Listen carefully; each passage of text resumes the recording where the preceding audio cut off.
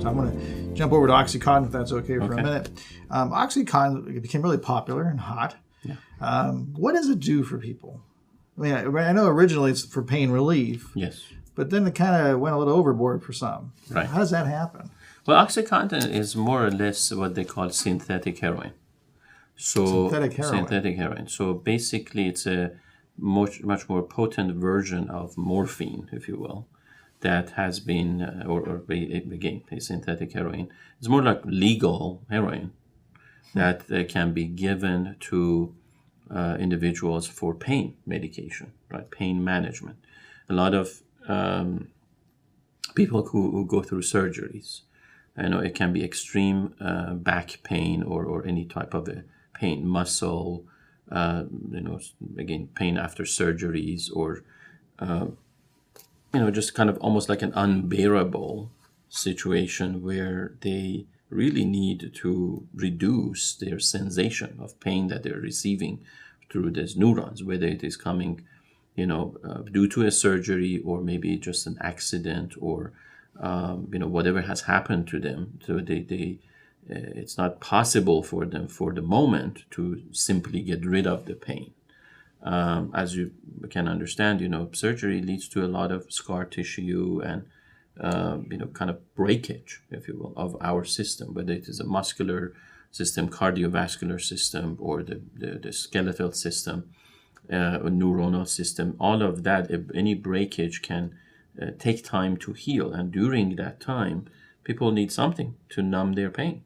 Right? We can't just take our mind off of it. We can train ourselves to get better at it, to kind of distract ourselves, to do what we call pain management. Really kind of train the entire body to accept a low level of pain, manage some other intense levels, which can be done through, massage, yoga, spa, walking, some physical activity to some extent, because physical activity leads to release of endorphins. So the endorphins are the natural anti-pain killers, if you will, or painkillers, natural opiates that exist in our body. So that which is released through some kind of activity and exercise. When people go to the gym there, or even walking down the street for at least like 15, 20, 30 minutes, we're really generating these hormones and neurotransmitters that are helpful. So that would be part of pain management. But so going back to Oxycontin has been prescribed, readily by many physicians to help people after surgery or through some kind of,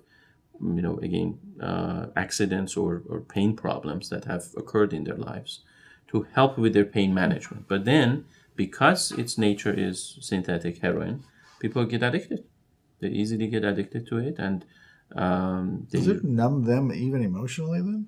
Not emotionally, no. So just physically. Doesn't. It's mostly just a physical, but also a kind of a good feeling. So to give you an example, it's like, let's say it doesn't get rid of the pain of loss, right? Okay.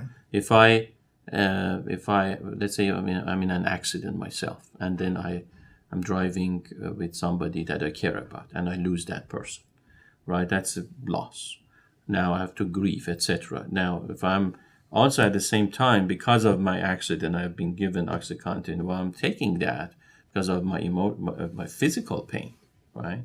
It's not getting rid of that loss. It's not bringing that other person back, but it is putting me in almost like a coma, if you will, emotional coma, not a physical coma, but an emotional kind of way. I'm if I'm taking this medication, I'm almost in this euphoric state, almost this peaceful state.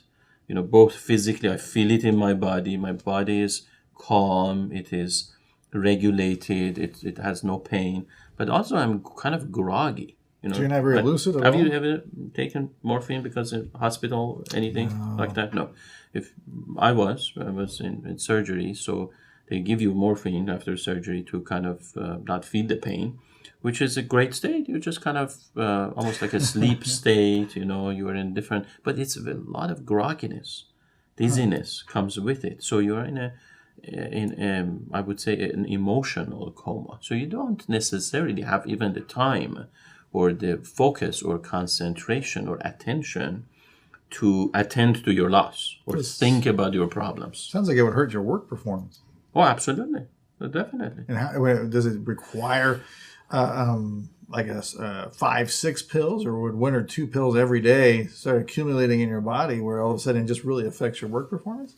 Well, yes, that's the problem with drugs, any kind of drug, illicit or prescription or alcohol, that our body has to manage what we call a toxic index level. You see, every drug is actually toxic. At a certain level, every drug becomes lethal. So, and that's what that level where a drug becomes lethal, we call it a toxicity level or toxic index. Now, there is right below that toxic index, there's a threshold below an effective index, what the drug was supposed to do, has been created to do, such as, let's say, reduce pain or anxiety or change the mood of a person, right? But once it passes that threshold of toxicity, then it becomes actually lethal.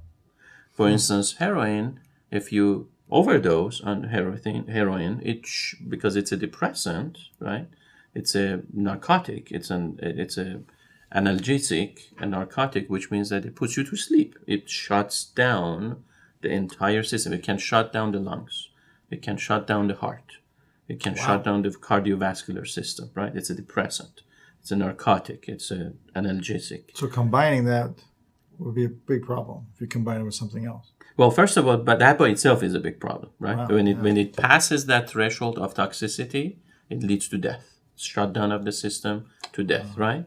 Now, for the body, like a pure, almost virgin, if you will, a nascent, an untouched biological system that has never received morphine or opiates, basically opiates, morphine or heroin, that category is called opiates. It has a certain capacity, which we also call tolerance, right, to that level of drug. Now, once it receives this drug, what the body does in order to kind of almost anticipate the toxic level and not cave in, it increases its tolerance toward the drug. To give you an example, I remember, 20 years ago or something like that, when I first took ibuprofen, just 200 milligram. It knocked me out. It was the first time I took ibuprofen. It knocked me out for like a whole night. Oh, wow. It was fantastic. It was the best thing I took for my headache, but I just slept like a baby, right? But not the second time. Second night, I took the same ibuprofen, same dose. It didn't knock me out. Why? Because my body had adjusted its capacity to that index. Because it does that as a protective mechanism. Because it is getting adaptive. It is adapting itself to this level of toxic material that is entering the body. Is that very dependent upon your parents? So if your parents had a drug addiction, a problem with drugs or alcohol, does that tolerance level have a genetic component? Not parents, it is genetic component. Genetic is not just the parents. As you know, parental lineage, which could include uncles and aunts and grandparents and everything. So the whole genetic lineage certainly affects a person's response, which we call that a pharmacodynamic or pharmacokinetic response to a drug. Yes, it does. So it depends, but not, and that's why they differentiate genetic component from parental component, because your parents may have been drinking too much in spite of their genetic abilities or capabilities, right? That doesn't, and they survived it, doesn't mean you will survive it.